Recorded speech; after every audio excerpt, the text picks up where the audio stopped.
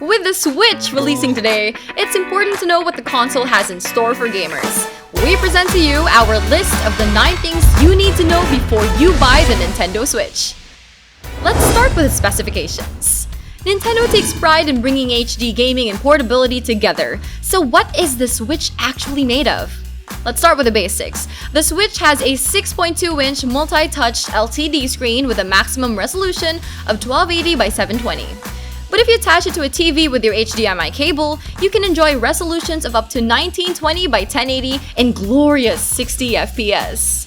The console will have about 32GB of storage space built in. With the operating system and all, that would leave you with about 25GB of free storage. A little disconcerting, yes, but it does have a microSD and SDHC card slot that can support up to 2TB of space. It also has Bluetooth and Wi-Fi to connect you to its online store and to play with friends. Now to more technical terms. The Switch is powered by the NVIDIA customized Tegra X1 with an ARM Cortex-A57 CPU, Maxwell-based GPU, and 4GB of RAM. This puts focus on the mobile use and low power consumption common on smartphones and tablets. And since it uses a different instruction set from modern consoles, this might make ports from different consoles like the Xbox and the PS4 a little difficult for developers. This might also explain the reported drastic performance differences between its portable and docked mode, clocking at speeds that are even lower than 1 GHz that most expected, plus another 40% reduction on its portable mode. While the Switch seemed a little underpowered on the GPU side, its CPU is a lot more consistent with docked and portable modes clocking in at the same speeds. If you've seen the reveal, Nintendo once again focuses on couch gameplay. On top of the online multiplayer, ad hoc connectivity supports up to 8 interconnected Switches. We'll have to wait how the creators will put this into use. Now, spec-wise, it's a little underwhelming, but from the trailers we've seen, the Switch doesn't seem all that bad either way. Next, we go to their controllers. Of course, the coolest parts of the Switch are its controllers. These detachable remotes are central to the console's portability and multiplayer aspects. The Joy-Cons are built with a haptic feedback system called the HD Rumble, which indicate the movements and actions using intricate vibrations, allowing players to feel the resistance, weight, and sensations of virtual objects. How cool is that? It actually felt as if the ball was moving from one side of it to the other. It felt as if there was a ball in there. It's perfect for the minigames of 1-2 Switch, but we're wondering how this will affect the more traditional titles, as well as the future of game development. On its right Joy-Con controller, it has a motion IR camera that can tell a target's motion, shape, and distance. The technology allows for character creations and more motion-based gameplay. For the owners of Nintendo's adorable figures, the right Joy-Con also features support from the Amiibo using the NFC sensor on its analog stick. These Joy-Cons are gonna have to be charged too. If they're not attached to the Switch, the Joy-Cons will last about 20 hours. It comes with a layout that may take some time to get used to, but it's built for different kinds of gameplay.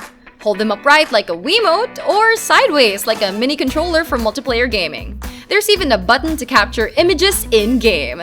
Get them in zany blue and red, or in sleek gray. Of course, there's the new Pro controller sold separately. Recent reports have shown this controller working with the PC. And to those wondering, Nintendo hasn't announced backwards compatibility with controllers from previous generation consoles. What about battery life? The Switch comes with a lithium-ion battery expected to last between 2.5 to 6 hours, depending on the games that you're playing. For power-hungry games like the new Zelda, it might last about 2.5 hours. Put it on airplane mode and lower the brightness and it might last a little over 3 hours.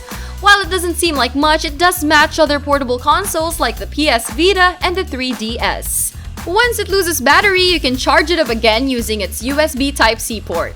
You might want to store up a few of those cables just in case.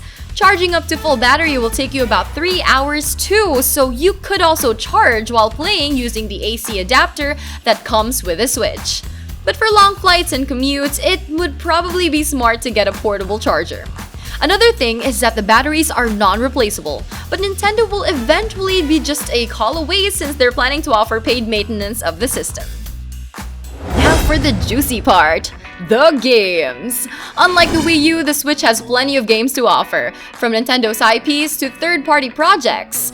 Currently, 16 titles have launched with the console, about 60 more scheduled this year, and many more to come later. You can check our Switch video, linked in the description box below, to know more about the upcoming games. That's a lot compared to the Wii U's. For the Switch, Nintendo has done away with CDs and went with a faster, more durable media storage. Physical copies of games come in game cards or modern versions of cartridges. They look more like SD cards than the classic gaming cartridges, but once you install the Day 1 update, you can purchase and download games directly from eShop.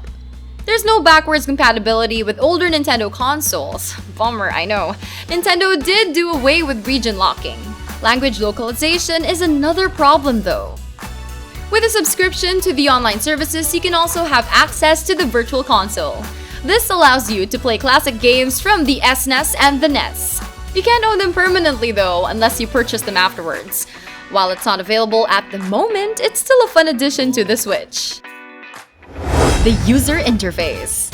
We were only offered about 3 seconds of the UI in the Switch's launch trailer, but new details have come to light. For example, the white menu design we saw can actually be switched to a darker night theme, if that's more of your style. It's clean and uncomplicated, a bit like an improved version of the Wii U interface. Scroll through your games on the tile-based main menu and check the time and battery status on the upper right corner, all in minimalist design. There's also a few buttons at the bottom that will take you to the Switch's different sections. You can take a look at the news section, or an album from all your screenshots, as well as access to the eShop. Users can make their own profile and a maximum of 8 accounts can be accommodated. Let's talk about the developer relationships and third-party partners. Now, Nintendo has been surprisingly more open towards independent and third-party developers. After the beloved SNES era, Nintendo hasn't had a very friendly outlook towards them, which is how Wii U turned into the lonely Nintendo-only island that it is. But that's set to change. Many AAA developers have announced support for the new console, including Ubisoft, who has a 1-year exclusivity deal for their game Beyond Good and Evil 2. This list of devs include Konami, Activision, and Bethesda. More importantly, they're also very welcoming of indie titles now, showcasing them in their Nindies program, which featured Stardew Valley, Yooka-Laylee, and many more. Creator of Binding of Isaac, Nicholas, has said that the Switch is easy and programmer-friendly. Nintendo has also launched a global developer program that openly welcomes new and old game creators, so we might see a surge of indie titles or ports of mobile games releasing on the Switch. So the question is, how much? The Nintendo Switch is launching with a base price of $300, a pretty hefty sum for a portable console. Here's to hoping the price will go down like the Wii U did in 2012. But that seems very unlikely. Gotta live with that. The box includes the console itself, the dock, HDMI and adapter cables, its Joy-Con controllers and straps, and the standard grip which allows you to hold the controllers like a normal gamepad. Sadly, no games will be bundled with the Switch. Nintendo seems to have inflated their pricing rates by just a bit. If you want to charge as you play, then the charging grip is sold separately at the price of $30. And if you want to play a more classic controller, then their Pro Controller is up for grabs at $70. Playing with friends will be a little difficult too, seeing as extra pairs of Joy-Cons start at $80 and $50 for the individual controllers. And that's not counting the games yet, but let's move on. Nintendo's account. Nintendo's newest account system, the Nintendo Account, replaces the Nintendo Network ID. It's a multi-platform system that will be integrated to the 3DS and the Wii U.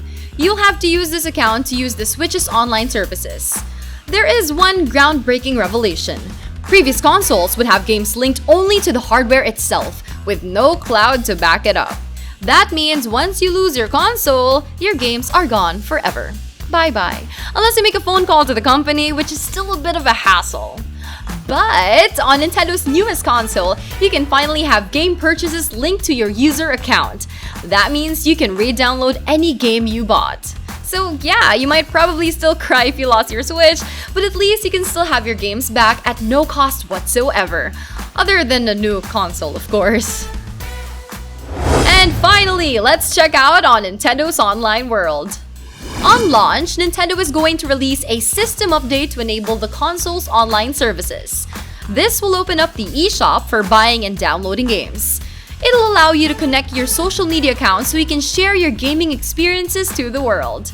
The update is also going to activate online multiplayer, letting you play with other people online. It'll include voice chats and lobbies to make games more fun and exciting. But these services come at a price, probably around $20 to $30. Subscribers to the service will have access to free offers and selected virtual console titles from NES and SNES. Unlike the free games for the PS4 and the Xbox though, you can't keep them forever. Although it looks like Nintendo's learned from its Wii U mistake by having every update download quietly in the background, letting you use the console while waiting. So, what do you think of the Nintendo Switch? Leave a comment below and let's talk about it! By the way, guys, we'll be covering the Nintendo Switch in the coming weeks. Be sure to subscribe now for unboxing and first impression, gameplays, full hardware reviews, and top lists. And a big thank you to these awesome contributors from all over the world who helped us translate our videos to their respective languages. If you want to take part in the growth of our What to Play community, please translate your favorite What to Play videos to your language. Simply click that More button below and select Add Translations. Thanks again! We publish 4 gaming videos every week, so don't miss any of them. Click that bell button beside subscribe, check the send me box, and save. Don't forget to like and share this video to your friends. To receive the latest player and gaming updates, follow us on Twitter, Facebook, Instagram, and Google+.